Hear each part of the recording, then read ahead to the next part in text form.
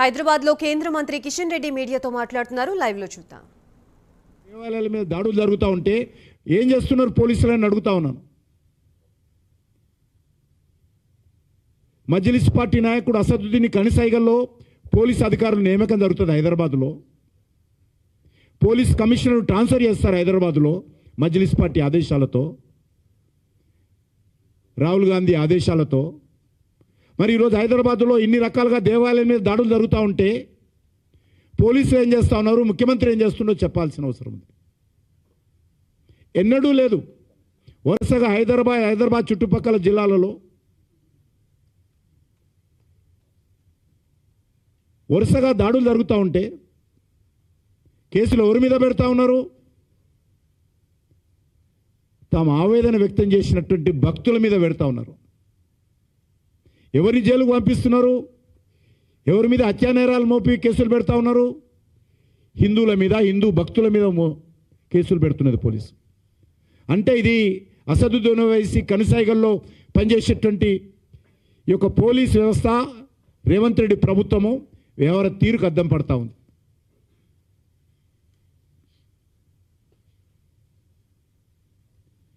ఒకటి కాదు, రెండు కాదు, రోజు ఇదే పరిస్థితి ఉన్నది. ఇదంతా ఇక్కడ వదిలిపెట్టి ఆయన మహారాష్ట్రలో ప్రచారం చేస్తాడు. మహిళల మీద అత్యాచారాలు జరుగుతూ ఉన్నాయి. చర్చలతో జరపాల్సినటువంటి కార్యక్రమము కలెక్టర్ మీద దాడుల వరకు తెచ్చింది ప్రభుత్వం. రైతాంగంతో చర్చలు జరిపి ఒక ముఖ్యమంత్రి సొంత కాన్స్టిట్యున్సీలో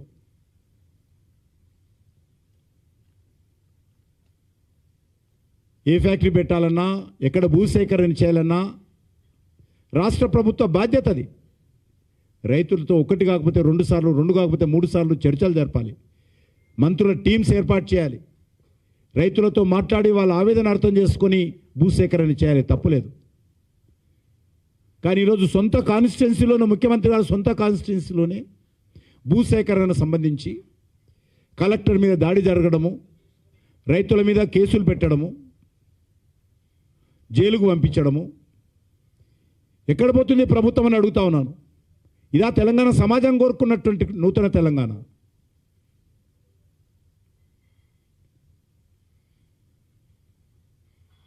శాంతి భద్రతలు పూర్తిగా వైఫల్యం జరుగుతూ ఉన్నాయి.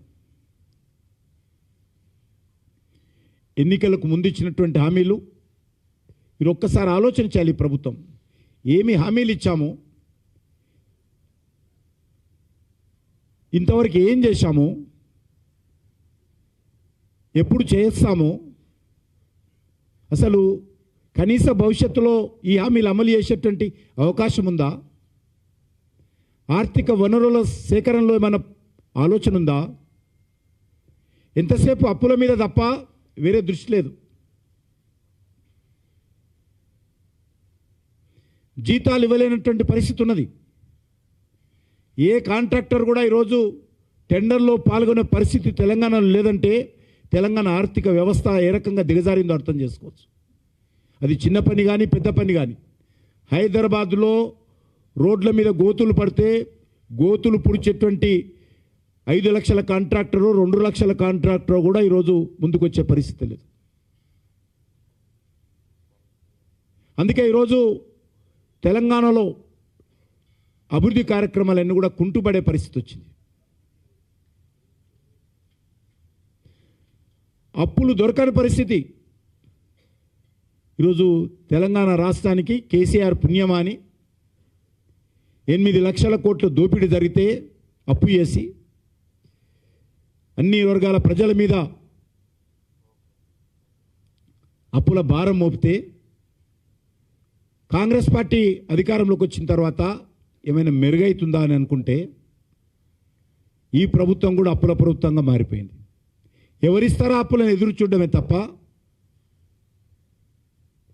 ఈరోజు ఏమీ చేయలేనటువంటి నిస్సహాయమైనటువంటి పరిస్థితుల్లో ఈరోజు తెలంగాణ ప్రభుత్వము, ముఖ్యమంత్రి రేవంత్ రెడ్డి గారు ఉన్నారు.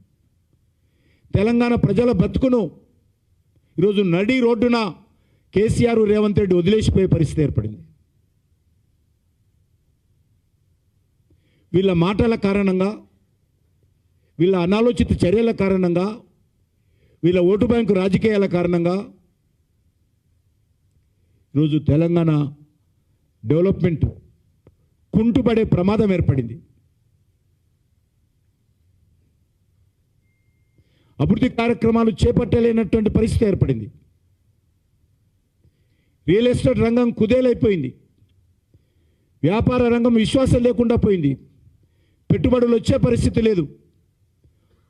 అప్పుడు అందరూ కూడా కేసీఆర్ చుట్టూ తిరిగితే ఇప్పుడు రేవంత్ రెడ్డి చుట్టూ తిరుగుతూ ఉన్నారు. అన్ని రకాల అభివృద్ధి కార్యక్రమాలు తగ్గుముట్టం పడుతున్నటువంటి పరిస్థితి ఉన్నది.